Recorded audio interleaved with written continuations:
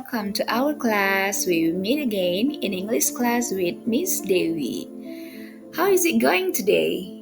Amazing? Boring? Or just a normal day?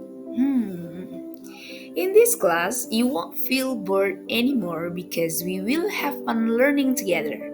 So, what are we going to learn now? Let's see. Okay, so now we are going to learn about adjectives. Have you ever heard about adjectives?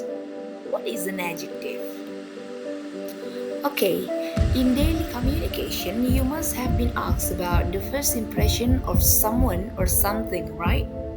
Usually, when talking about first impression, most people will see in terms of appearance or character, which is then described using adjectives. The types of adjective use are very diverse and different. Let's take a look at an example. You are brave. You are smart.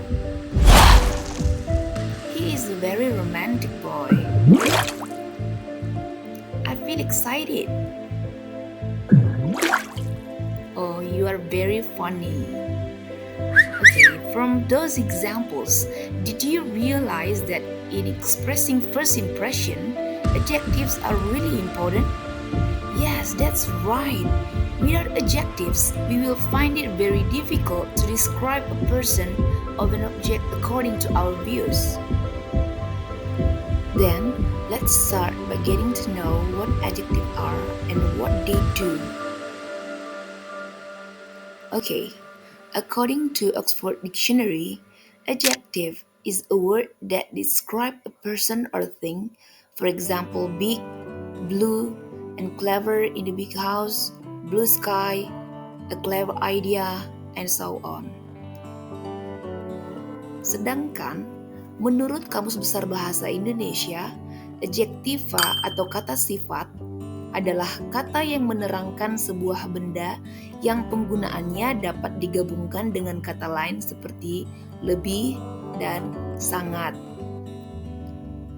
Meanwhile, adjective according to the Big Indonesia Dictionary are words that describe an object whose use can be combined with other words such as more and most or very.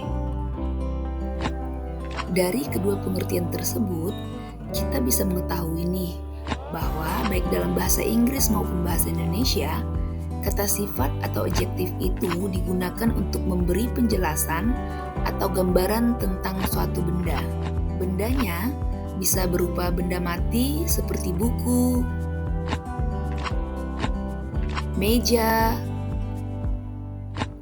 kopi, juga bisa seperti makhluk hidup, seperti manusia, hewan, dan tumbuhan. Lalu apa sih fungsi adjektif? Oke, seperti pengertiannya, fungsi adjektif itu adalah untuk mendeskripsikan suatu benda supaya kita bisa mengenalinya dengan lebih baik. Tanpa kita sadari, sebenarnya kita menggunakan adjektif itu setiap hari. Misalnya saja saat kita memesan taksi online. Kalau misalnya kita tidak menggunakan adjektif, kita tidak tahu mobilnya yang mana, bentuknya siapa, lalu kita bisa bingung, bisa salah mobil. Nah, itulah salah satu contoh pentingnya adjektif ini. Oke, kita lanjut ya. Sekarang kita akan membahas tentang jenis-jenis adjektif. Ini kita akan membahas 8 jenis adjektif. Yang pertama, ada common adjective. Apa sih common adjective itu? Common adjective merupakan bentuk paling sederhana yang paling sering dipakai dalam kehidupan sehari-hari. Mari kita lihat contohnya. Oke, a beautiful painting. Contoh yang pertama ya, lukisan yang indah atau lukisan yang cantik. A polite culture, budaya yang sopan. Begitu.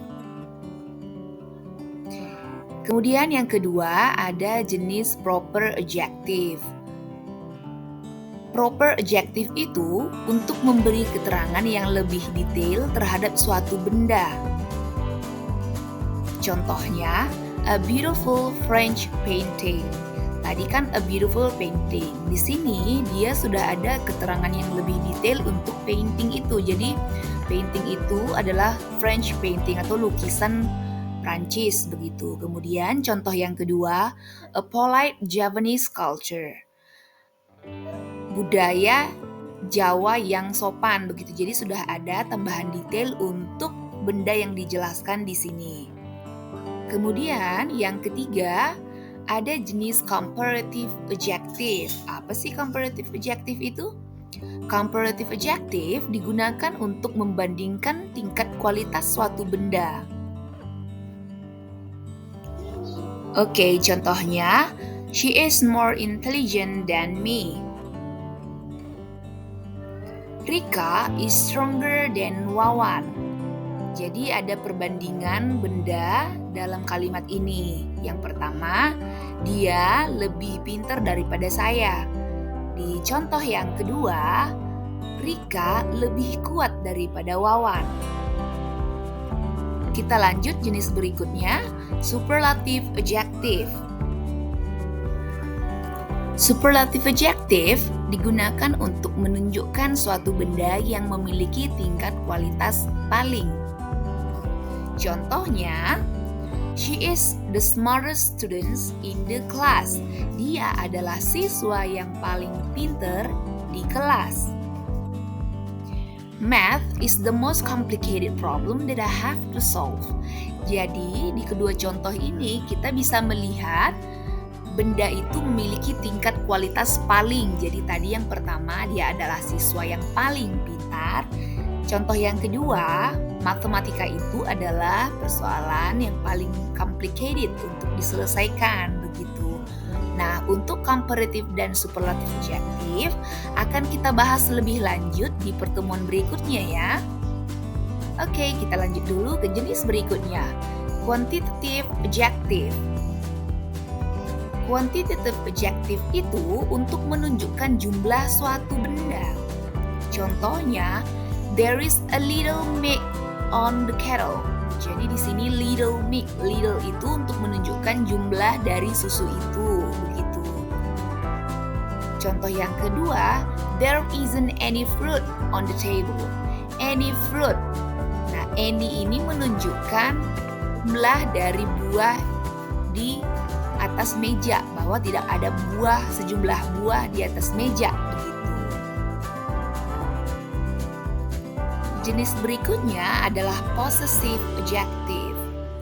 Possessive adjective itu menggunakan kata kepemilikan sebagai kata sifat suatu benda.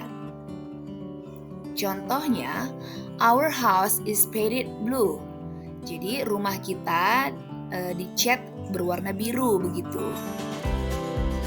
His trousers are so big.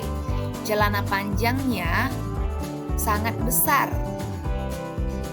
Oke, kita lanjut dulu ya ke jenis berikutnya.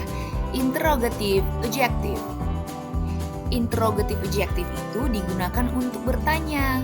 Contohnya, whose book is this? Whose book is this? Jadi buku siapa ini? Begitu. Adjective di sini digunakan untuk bertanya ya.